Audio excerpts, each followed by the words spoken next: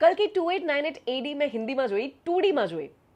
Film 500 કરોડનો business તો પહેલા અઠવાડિયામાં કરી જ લેશે.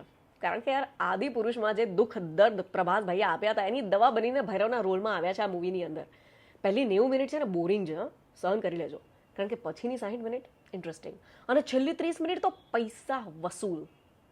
પણ માહોલ ક્યાં અને પંજાબી ગીત ક્યાં? એટલે હિન્દીમાં જોઈએ ને એટલે પંજાબી ગીત મને તો માહોલ સાથે સેટ થતા લાગ્યા નહીં, અને ડાયલોગ્સ છે ને ઇફેક્ટિવ ના લાગ્યા ને ફની વધારે લાગ્યા. આઈ એમ શ્યોર તેલુગુની અંદર કદાચ ડાયલોગ અને ગીતો વધારે સારા લાગતા હશે, પરંતુ હિન્દી ડબ ડાયલોગ્સ. બુજ્જી નામની એક ગાડી છે, છોકરાઓને મજા કરાવશે, અને જેટલી વાર ગીતો આવશે એટલી વાર આપણને સજા જેવું લાગશે.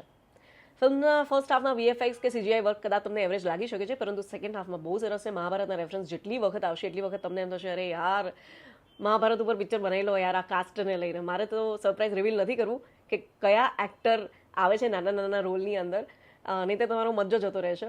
પરંતુ એટલું કહીશ કે ફિલ્મ એક તરફ છે અને અમિતાભ બચ્ચન સાહેબ એક તરફ છે. બચ્ચન સાહેબે એકલા હાથે જાણે પિક્ચર ઉપાડ્યો ને એવું લાગે.